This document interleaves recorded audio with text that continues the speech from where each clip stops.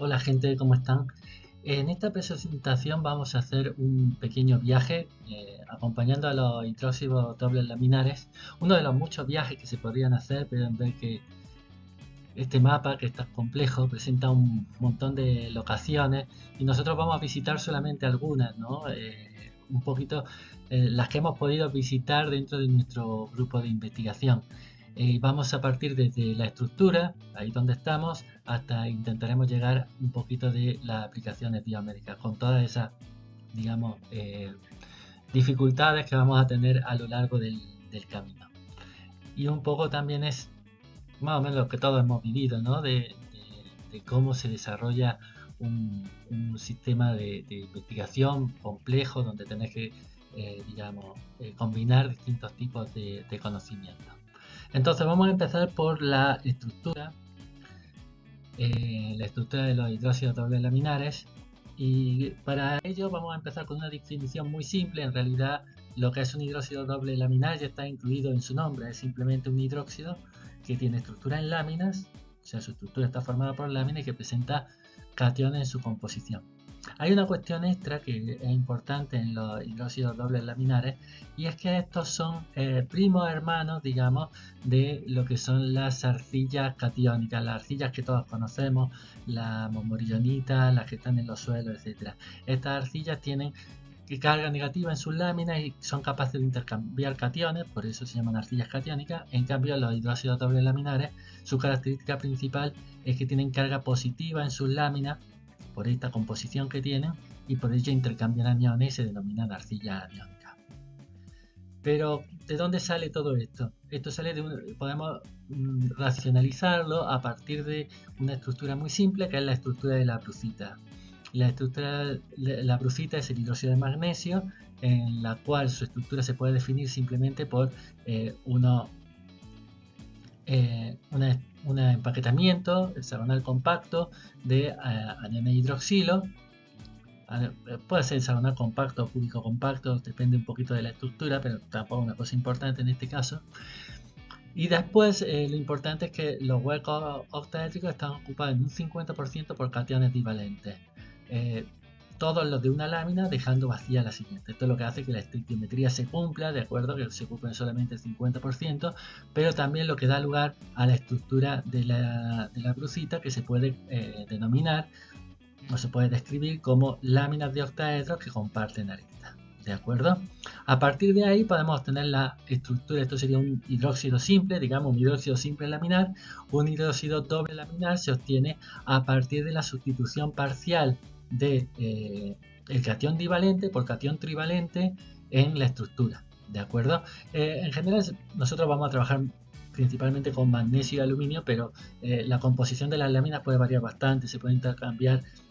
Prácticamente se puede colocar en esta estructura cualquier catión, digamos, que quepa en los huecos. Divalente puede ser zinc, puede ser hierro 2, etcétera, y trivalente puede ser aluminio, cromo, puede ser hierro 3 también, etcétera, ¿de acuerdo? Eso le da mucha variabilidad a los LDH, pero lo más importante es que una vez que se genera esta carga positiva, esta tiene que ser compensada por aniones en la interlámina, ¿de acuerdo? Y eso es lo que da lugar a una forma general que pasa a ser desde, digamos, una cosa más simple, como sería con respeto la estructura de la brucita, a toda la variedad de composición que permite los hidróxidos doble laminares, donde podemos tener distintos cationes divalentes y trivalentes y distintos aniones, y también distinta cantidad de cargas, porque la sustitución no es estequiométrica ni una relación fija, se puede variar en un rango que, aunque parece aquí bastante estrecho, esto va desde una relación 2:1 a 3:1 de catión divalente a catión trivalente. Y esto da lugar a una alta densidad de carga. Esto es otra cosa que la distingue, por ejemplo, de las arcillas aniónicas, que tienen una cantidad de carga mucho menor. Y también la cantidad de carga por unidad de, digamos, por peso de lámina. Digamos, esta lámina penca es muy simple en comparación con la arcilla aniónica, pues también la hace que presente una alta, digamos, densidad de carga. Bueno, ¿y cómo podemos aprovechar la capacidad de intercambio aniónico que tienen estos compuestos. Bueno, aquí hay 4 tipos de aniones que se pueden intercalar y en los que hemos hecho nosotros bastante hincapié. Entre ellos están los aniones inorgánicos, los cuales ya la estructura del LDH, su morfología y la reactividad, interfaz y propiedades interfaciales que tienen son bastante interesantes. Podemos simplemente utilizar aniones inorgánicos en su estructura. Después también podemos incorporar, por ejemplo, fármacos, con lo cual podemos hacer liberación controlada de los mismos y dar lugar a aplicaciones biomédicas importantes. Podemos intercalar ligandos, lo cual se ha utilizado para la remediación de metales pesados, cosa que hemos estudiado en el grupo, pero que aquí no vamos a desarrollar. Y finalmente podemos utilizar surfactantes para cambiar directamente las propiedades de los LDH y darle unas propiedades diferentes, compatibilizarlo con compuestos orgánicos o facilitar su incorporación a polímeros, a materiales compuestos con polímeros que sean hidrofóbicos. ¿Qué es lo que ocurre cuando incorporamos estos aniones? Esto obviamente no es gratis, digamos, para la estructura de estos compuestos. Lo que tenemos que tener en cuenta es que cuando intercalemos el anión interlaminar, lo que se va a producir es un aumento del espacio interlaminar. Es obvio que si tenemos un anión voluminoso, no va a caber igual, digamos, dentro de la estructura que si tuviéramos el carbonato. Necesitamos expandir, digamos, el espacio entre las láminas para acomodarlo. Y eso va a dar lugar a un cambio también en las interacciones que se producen entre las láminas, en general disminuyendo, digamos, el ordenamiento de las mismas, porque las fuerzas que las unían, digamos, se han debilitado. Si bien puede haber otras interacciones que puede haber entre los aniones, también puede haber puentes de hidrógeno, ya digamos la relación que había antes tan estrecha entre una lámina y otra cuando teníamos carbonato, cloruro en la interlámina se ve muy debilitada cuando tenemos aniones voluminosos. Bueno, continuando con el viaje, vamos a ver cómo se sintetizan los LDH y cómo esta síntesis puede afectar a su morfología, prestando especial atención a si los LDH se pueden obtener en forma nanométrica. Los LDH son relativamente fáciles de obtener y esto es porque termodinámicamente están muy favorecidos a su formación. En este experimento muy simple hemos simplemente titulado las soluciones de los cationes que lo componen, magnesio y aluminio, que precipitan a pH característicos dados por sus propiedades físico-químicas de los elementos y bueno, podemos ver que lo principal que en comparación con el magnesio, podemos ver aquí la curva del magnesio y aquí la suma, aquí es simplemente una suma algebraica de las titulaciones de aluminio y de magnesio. Vemos que la formación de los LDH se producen acerca a más de una unidad de pH inferior a lo que ocurre con el hidróxido de magnesio. Eso nos indica de que el LDH tiene mucha tendencia a formarse, especialmente hasta formar una relación entre magnesio y aluminio de 2 a 1, lo cual corresponde a un X, como veíamos antes, a un factor X correspondiente a 0,33. Cuando ya aumentamos la cantidad de magnesio, esa tendencia a formarse se va debilitando y digamos que obtener una relación 3 a 1, una relación 0,25, x igual a 0,25, ya va costando cada vez más. Pero en cualquier caso, el LDH se forma a pH mucho inferiores al hidróxido de magnesio. Entonces, ¿cómo podemos formar LDH fácilmente en nuestro laboratorio? Pues básicamente hay dos estrategias distintas. Una es pararse a un pH determinado, en donde sepamos que el LDH se forma.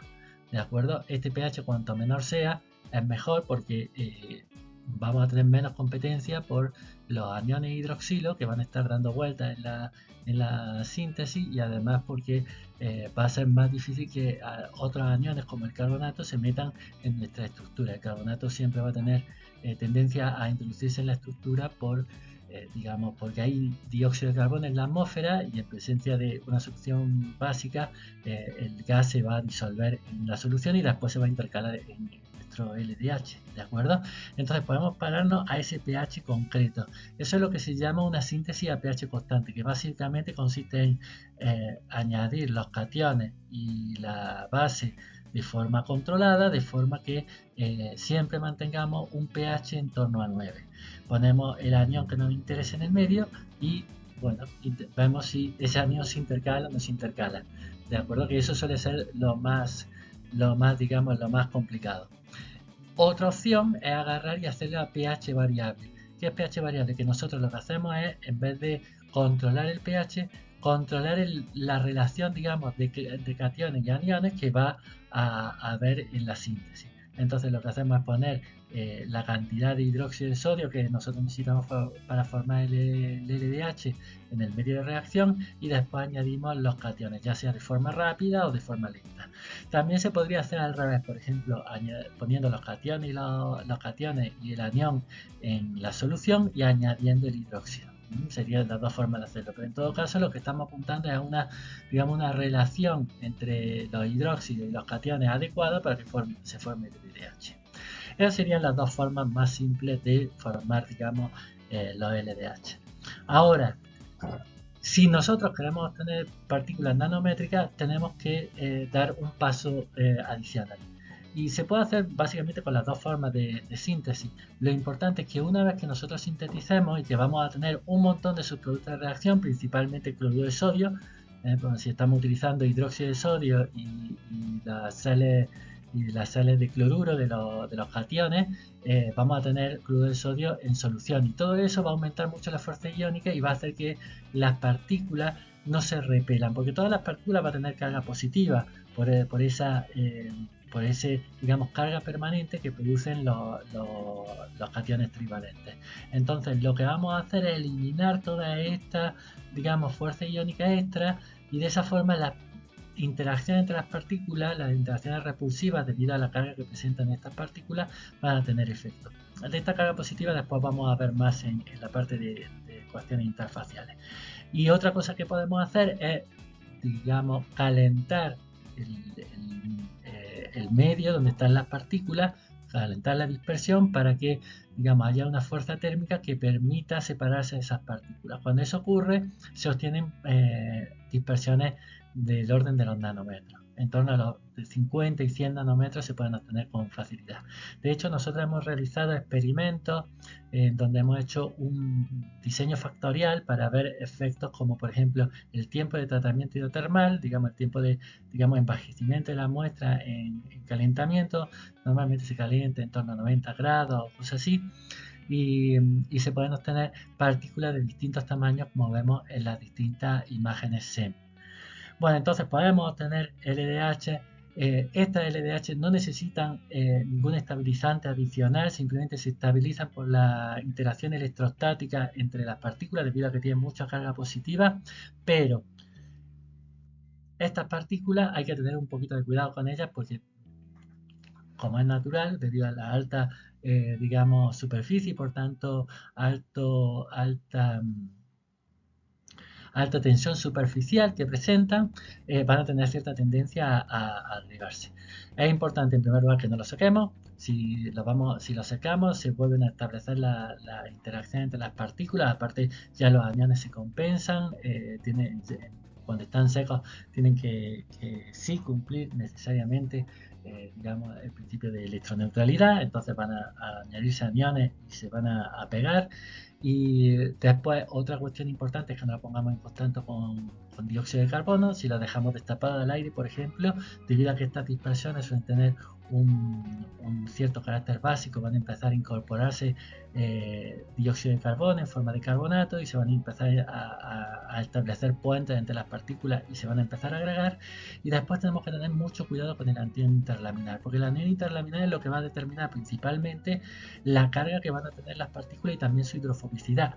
Si tenemos un anión, como puede ser el dodecil sulfato, que está empezado aquí por DS, de acuerdo, que tiene un carácter surfactante y que va a generar hidrofobicidad y además va a compensar mucho la carga de las partículas, vamos a tener procesos de agregación que van a dar lugar a agregados de tamaños muy superiores.